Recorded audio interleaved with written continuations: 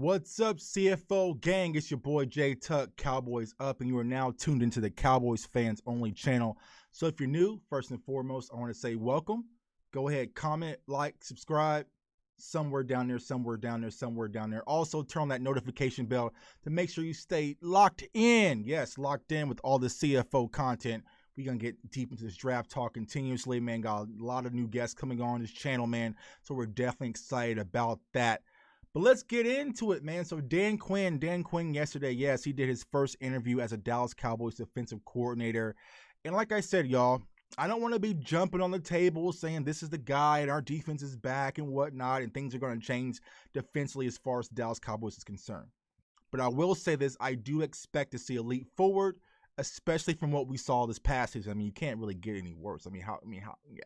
But I really expect that this team will take a leap forward defensively under this Dan Quinn scheme. And a few things that Dan Quinn mentioned is there's going to be more simplicity when it comes to his defense. Granted, we all knew that Mike Nolan wanted to run this multiple defense, different looks, different. It got way too confusing for some reason that our personnel that we had in-house just couldn't handle it. Jalen Smith couldn't handle it. Xavier Woods couldn't handle it. Like a lot of these guys that we had in-house really just couldn't handle this defense. Maybe it was far too complicated. We heard Everson Griffin. Well, I want to say Everson Griffin. We heard some players, defensive players, right, say that this previous defensive coaching staff didn't do much of teaching. There wasn't much teaching going on. So there's a lot of confusion. So it sounds like Dan Quinn's first and foremost his priority for being the defensive coordinator of the Dallas Cowboys moving forward would be simplicity, getting a great scheme that the guys in this personnel understands, and then secondly, one of the things I've been preaching heavily on this channel, identity. He said that he wants to establish an identity when it comes to this Dallas Cowboys defense. They want to play tough. They want to play fast, tough and fast. So that can maybe give us a little insight when it comes to the ideas of what this Dallas Cowboys team might be doing when it comes to attacking free agency and also the draft position. They're going to want smart, intelligent guys with toughness, and they can play fast and quick, which I'm all for. That's something I've been longing for so long here in Dallas. Now, I know a lot of Twitter people, at JTuck151, follow me on Twitter. It's like, Tuck, all you care about is the offense. You don't care about the defense. And if you watch this channel and you've been with me from day one, I want to first and foremost say I appreciate you. But defense is something I've been harking on this channel constantly, and trying to find different ways that we can improve.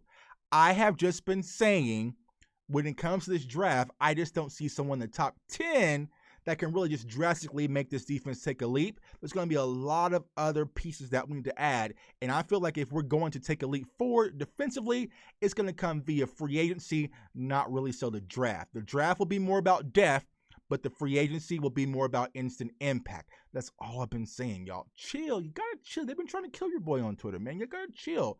Also, it looks like the Eagles have been digging into our trash bin, man. They've been trying to eat off our plate. So it looks like the Eagles today are interviewing our offensive coordinator, Kellen Moore. Now, a lot of people are upset about Kellen Moore actually taking the interview. Now, I've been trying to explain this, right? When you have a job, you're good, but other teams or other companies really want to see what you can do and bring you in. It's always good to get some interview experience. You know, you always want to take an interview, see what type of questions are being asked at the NFL level, get some feedback or whatnot. So when Kellen Moore is ready to become an NFL head coach, he's already had some experience of going through the head coaching process. So Cowboys fans, relax. I would say there's a very slim chance that would be a huge slap in the face. Can you think about this, right? Kellen Moore had the opportunity to go to Boise, his alma mater, and coach there in Boise. He stayed with the Dallas Cowboys, signed a 3-year extension, and then he goes and becomes a Philadelphia Eagles head coach. Man, you want to talk about drama. That's a story right there, Cowboys Nation. But I don't think Kellen Moore is going to take that job. Now, there's another guy on our staff, our special team coach, Jim Fossil. Looks like the Eagles want to bring him on in, as my guy Law Nation would say, for a cup of coffee. But I think it's a little bit more than a cup of coffee, man.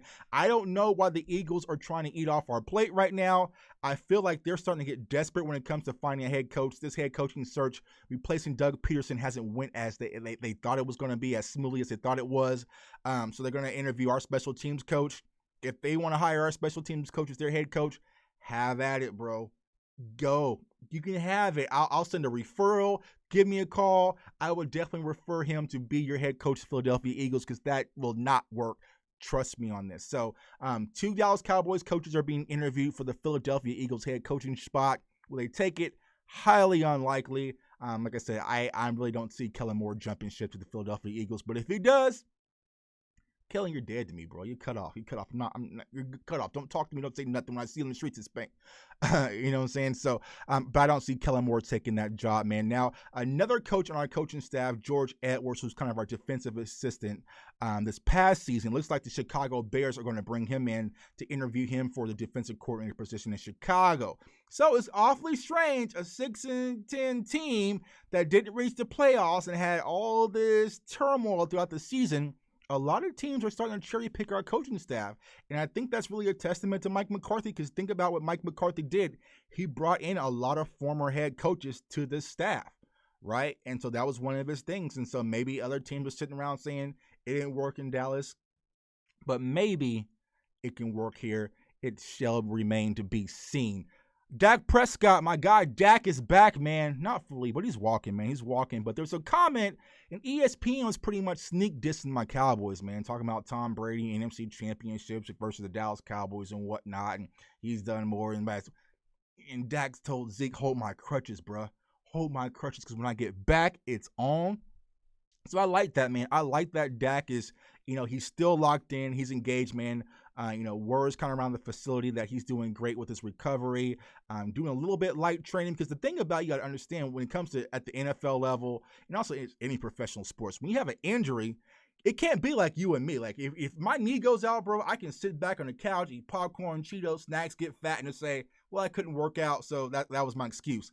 That really doesn't apply when it comes to professional athletes. So he's doing some light training. I'm sure he's been working his arms, upper body, arm strength, still focusing on things he can as that ankle starts to get healed. So it sounds like, for the most part, that Dak Prescott will be a full go this season. Now, let's just make sure we get my guy under contract, because if Dak is not under contract and just franchise tag, I say, you know what? I'm having some minor setbacks with my ankle, bro. I really can't make it to camp right now. Sorry about that. I thought I was ahead of schedule, but come to find out I'm not, because I'm not playing under the franchise tag again for you, Jerry Jones. I apologize, but I just can't do it, and I would definitely understand that. So, before I let y'all go, Cowboys Nation, there was an article from my guy, Katie Drummond. Great Cowboys writer, man. He's one of the best, man. Like, definitely follow him on Twitter, follow his articles, his content. Like, these guys drop knowledge. And he posted the question, do Cowboys fans not like other Cowboys fans? And I was going to say, what? And then I had to chill back and think about that, right? And I feel like when it comes to Cowboys Nation, and shouts out to my guy, Vach Lombardi, he's said this numerous times. Cowboys Nation is such a big nation. I mean, we're everywhere. We're international. We're, everywhere you go, you are going to see a Cowboys fan, right? We are one of the largest franchises and the largest fan bases in the world, Craig, in the world, right? And so when you have that, you have a lot of people in this community that aren't necessarily Dallas Cowboys football fans. They are brand fans. They like the Dallas Cowboys brand. They like the star. They like the logo. They kind of like what it represents. It's fun. It's on TV. You get Dak Prescott and CeeDee Lamb and Zeke and whatnot. And it's really cute and attractive, right? And so when you get that, you get a lot of people who aren't really dialed in. And that's when you start to see the conflict when it comes to Cowboys Nation. Me, I'm a ride or die, right?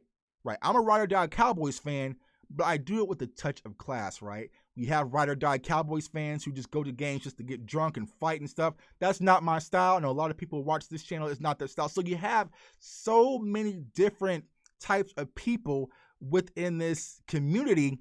You always see some type of segregation and some type of separation. It always feels like a civil war. If I say I want to make the playoffs, this team wants to tank. If I say I love Dak, somebody says Dak sucks. If I say Zeke's a great running back, there's someone saying that Zeke is trash. If I say we should draft offense, we should draft deep. There's always this when it comes to Cowboys Nation, and that's why we're all butting heads. A lot of it comes to frustration.